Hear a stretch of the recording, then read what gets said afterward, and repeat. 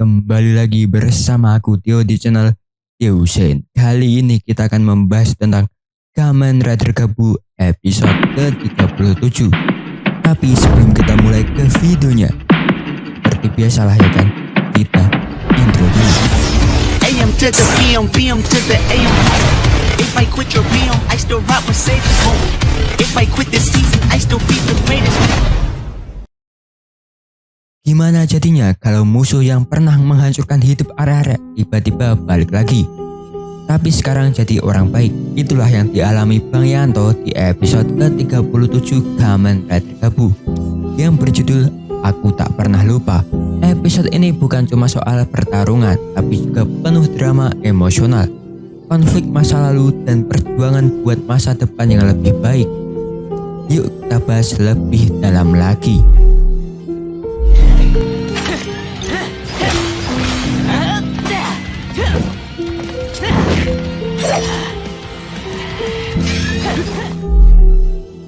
Episode ke-37 dari Kamen Rider Gabu berjudul Aku Tak Pernah Lupa menampilkan Bang Yanto yang membantu seorang anak bernama Hiroto dalam upaya menghidupkan kembali toko manisan tradisional keluarganya yang hampir bangkrut nih. Ya bukan Bang Yanto aja sih, ada Soma dan juga andil dari Lakia dan juga Sachika, ya kan.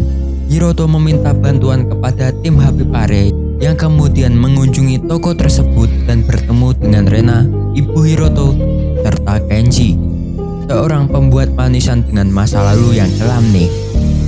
Kita bahas nanti ya. Nah, Kenji mengungkapkan rasa terima kasihnya kepada mendiang ayah Hiroto yang telah membimbingnya menjadi pembuat manisan nih. Sementara itu, Bang Yanto dan juga Soma menghadapi serangan dari Chip dan menyelamatkan Hiroto, namun dikejutkan oleh kemunculan Granuto Laku. Granuto yang menculik ibunya Bang Yanto 18 tahun yang lalu, dan kini ternyata adalah Kenji sendiri ya. Dia belum tahu sih apa yang dilakukan oleh Bang Yanto. Setelah tahu Kenji adalah Granuto yang menculik ibunya dulu, mungkin akan marah ya dan membalaskan dendamnya. Tapi tidak tahu nih eksekusi dari Toya. Kita tunggu aja episode minggu depan.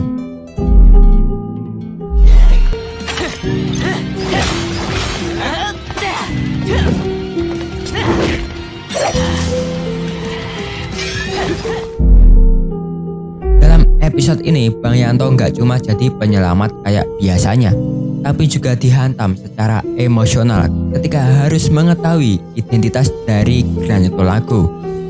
Granuto yang nyulik ibunya dulu, dan ternyata Granuto itu sekarang hidup sebagai Kenji, orang yang selama ini dekat dengan keluarga Hiroto. Situasi ini bikin Bang Yanto harus berhadapan langsung sama luka lama yang selama ini dia pendam. Gak gampang buat Bang Yanto memisahkan perasaannya sebagai anak dari tanggung jawab sebagai Kamen Rider. Di satu sisi dia masih trauma dan marah karena kehilangan ibunya. Di sisi lain dia harus memutuskan apakah dia bisa menerima perubahan Kenji atau tetap menganggapnya sebagai musuh selamanya. Dilema ini bikin karakter Bang Yanto makin dalam dan manusiawi. Ya tunggu aja lah apa yang dilakukan Bang Yanto di episode selanjutnya, episode ke-38 dari Kamen Rider Gabu nih. Gimana nih menurut kalian? Apakah ada spekulasi lain dari kalian? Tapi menurutku sih gak sampai membunuh ya. Ya seperti Lakia lah. Itu kan dulunya itu pemburu Hitopres ya, tapi telah disadarkan oleh Soma dia menjadi Granuto Hanta istilahnya ya.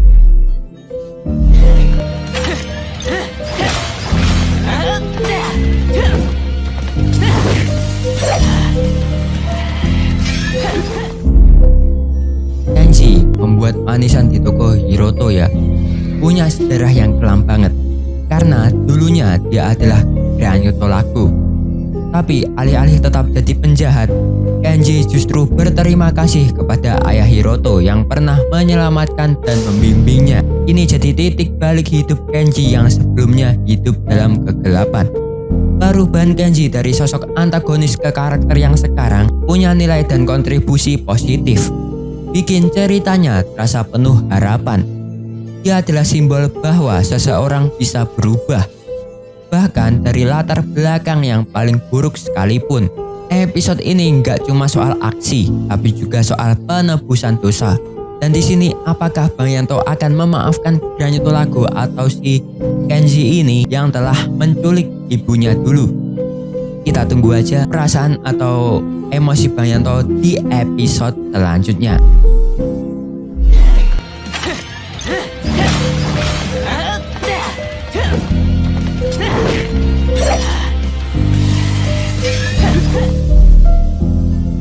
Gak ketinggalan bikin onar di episode ini ya. Dia menyerang Soma dengan brutal, menciptakan pertarungan yang intens dan penuh tekanan. Aksi penyelamatan oleh Bang Yanto dan juga Soma serta kemunculan mendadak Granito Lago bikin momen ini jadi salah satu yang paling dramatis di sepanjang episodenya. Pertarungan ini bukan cuma bikin tegang, tapi juga jadi katalis buat mempercepat konflik utama. Deep seolah jadi pengingat bahwa bahaya nggak pernah benar-benar pergi dan Kamen Rider Gabu harus tetap siaga. Plus ini juga nunjukin bahwa dunia mereka nggak hitam putih.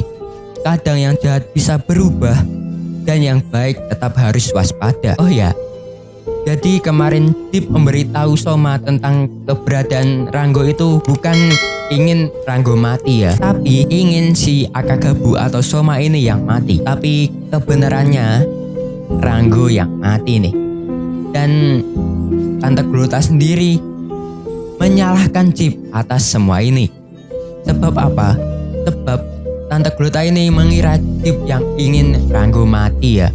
Tapi Chip memikirkan hal sebaliknya. Dan di episode ini juga di mimpinya Chip dia bertemu Sita yang seolah-olah Sita ini ingin cepat-cepat dendamnya terbalaskan ya. Ya kita tunggu aja. Di episode selanjutnya jangan sampai kegocek ya.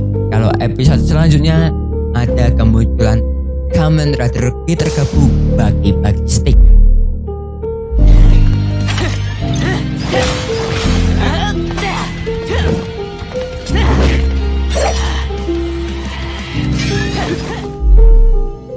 Di sisi lain cerita, Hiroto dan tim Happy Pare berusaha keras buat nyelamatin toko manisan tradisional keluarga Hiroto yang udah hampir bangkrut nih. Mereka nggak cuma memperbaiki resep lama, tapi juga ngenalin konsep baru kayak Animal Sweet dan ngeboost promosi lewat media sosial. Ini langkah yang cerdas dan relevan banget di zaman sekarang ya.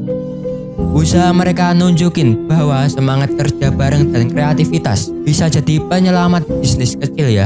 Gak cukup cuma punya produk bagus, tapi juga harus bisa ngikutin zaman dan cari cara supaya orang tertarik lagi. Toko manisan ini jadi simbol pentingnya adaptasi dalam menghadapi tantangan modern. Kita lihat saja ya, Kamen Rider Peter Gabu bagi-bagi stick akan kalah di episode 38 atau 39 nih. Tapi menurutku akan dibuat 2 episode ya, sesuai yang kemarin lah. Si Peter Gabu Bekuki Form itu kan juga 2 episode ya. Kita lihat saja ya, Kamen Rider Peter Gabu bagi-bagi stick apakah 1 episode kalah atau 2 episode kalah nih. Kita lihat saja di episode 38. Dan satu lagi nih sebelum ke poin-poin pentingnya. Di episode ini juga Lucky yang memikirkan soal flash time gear-nya ya, yang udah rusak bisa dibilang, tapi dia tidak mau memperbaiki sendiri. Jadi dia minta tolong lah kepada seseorang. Tapi sebelum dia berangkat ada panggilan dari Soma yang meminta Lucky ya untuk memberitahu Kabuto dan si atas toko manisan tradisional itu. Siapa lagi kalau bukan Dente ya yang diomongin sama Lucky ya. Mungkin lanjutan dari episode ini atau Lucky ya ini berada di episode ke-38. Ya, kita langsung aja ke poin pentingnya. Mari kita bahas.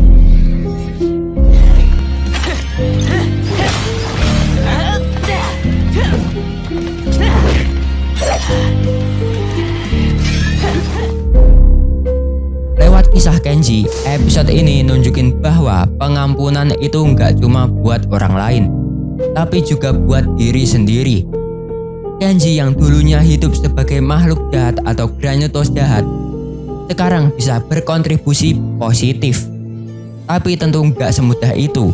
Perjalanannya penuh rasa bersalah dan penerimaan dari orang lain gak langsung datang. Ya, kita tahu bahwa Bang Yanto itu tidak semudah itu langsung memaafkannya. Mungkin ada gebukan atau aksi keren dari Bang Yanto di episode 38 yang menghapus dendamnya kepada Granuto Lago ini ya. Tunggu aja ya.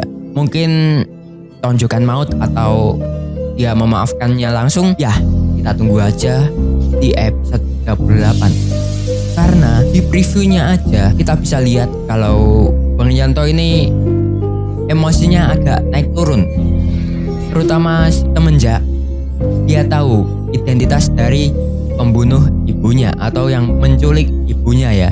Kita tunggu aksinya di episode selanjutnya. Tapi justru di situ pelajaran pentingnya bahwa perubahan butuh proses dan pengampunan bisa membuka jalan buat pertumbuhan pribadi.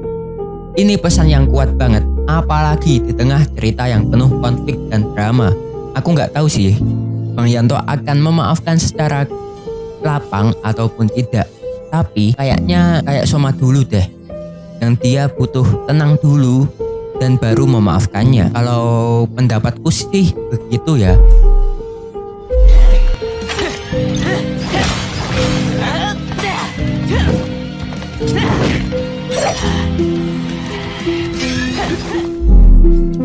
Waktu Hiroto butuh bantuan, dia nggak sendiri. Tim Habibare, Kenji, bahkan orang-orang di sekitar ikut bantu supaya toko manisan itu bisa hidup lagi.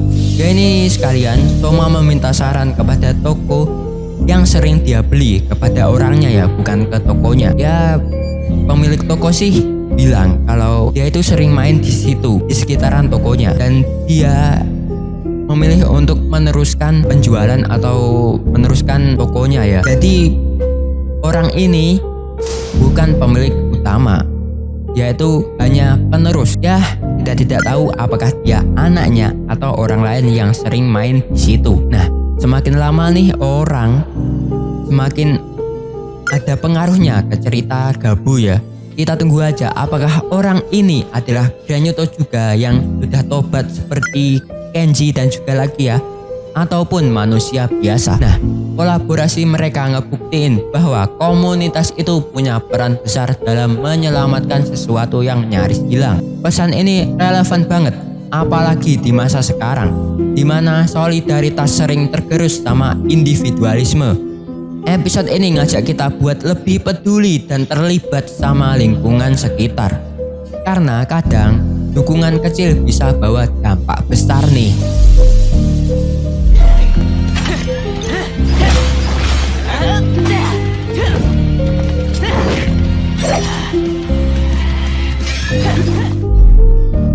Pertemuan Bang Yanto dengan Kenji alias Granuto Lago adalah salah satu titik emosional terbesar di episode ini ya. Bang Yanto harus menghadapi trauma masa lalu secara langsung. Bukan lewat ingatan atau bayangan, tapi benar-benar berhadapan muka dengan si Granuto itu. Dan sebelum Bang Yanto tahu identitas Kenji yang asli, itu kan dia baik-baik aja. Tapi setelah mengetahuinya, dia kayak ada rasa dendam si Bang Yanto ini. Dia mau gimana lagi ya? Dia sudah mencari-cari Granuto ini sejak 18 tahun yang lalu. Sehingga dia menggambar sosoknya. Dan dia bilang sendiri, Kenji bilang sendiri ya di episode ini, dia tidak mau kabur. Dia mau menolong Hiroto dulu. Dan menariknya, Soma menyuruh Gojizo-nya untuk mengikuti Kenji.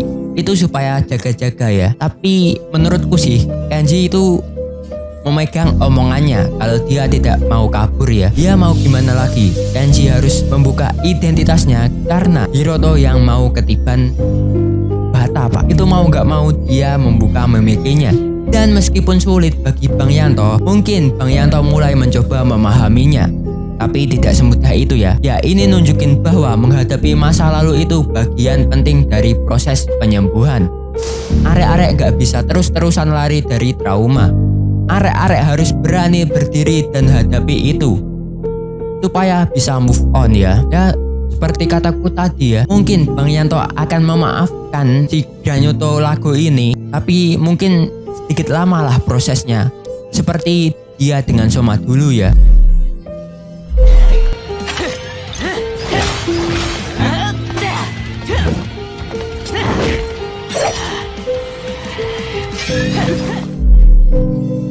Konsep Animal Switch dan strategi digital marketing yang dipakai Hiroto dan tim jadi contoh gimana inovasi bisa jadi penyelamat bisnis ya. Ini bukan cuma soal jualan permen lucu atau manisan ya, tapi tentang bagaimana usaha kecil bisa bertahan di tengah tantangan zaman. Buat penonton muda ya, ini bisa jadi inspirasi bahwa adaptasi itu penting. Dan buat yang lebih dewasa, mungkin jadi pengingat bahwa warisan keluarga juga butuh penyegaran biar tetap relevan. Inovasi bukan musuh tradisi ya, dan mereka bisa jalan bareng.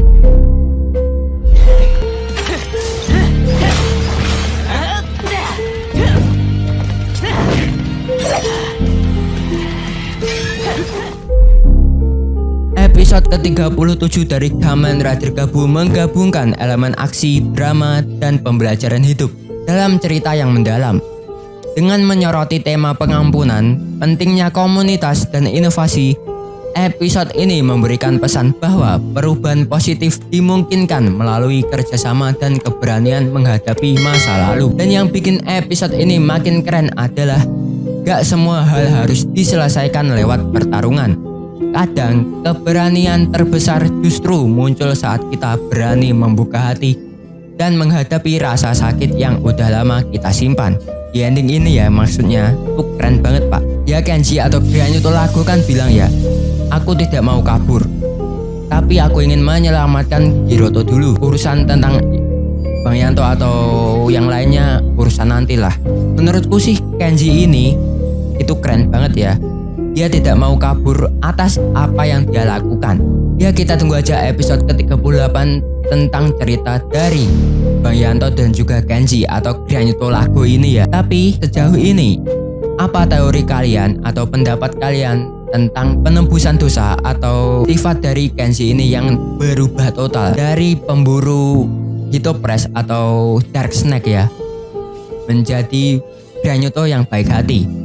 Silahkan tulis pendapat atau teori kalian di kolom komentar ya. Menurutku sih keren banget.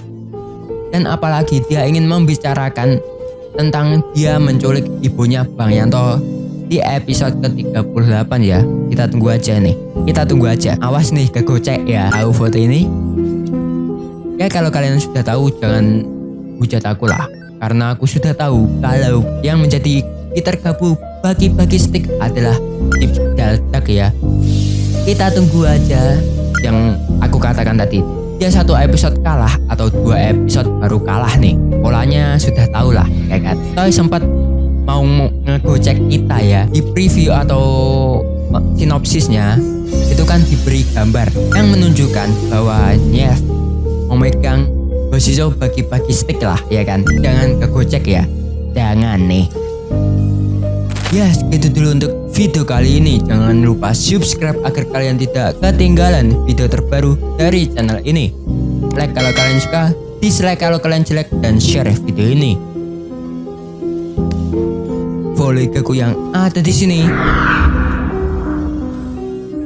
Jangan lupa senyum hari ini. Wassalamualaikum and dah.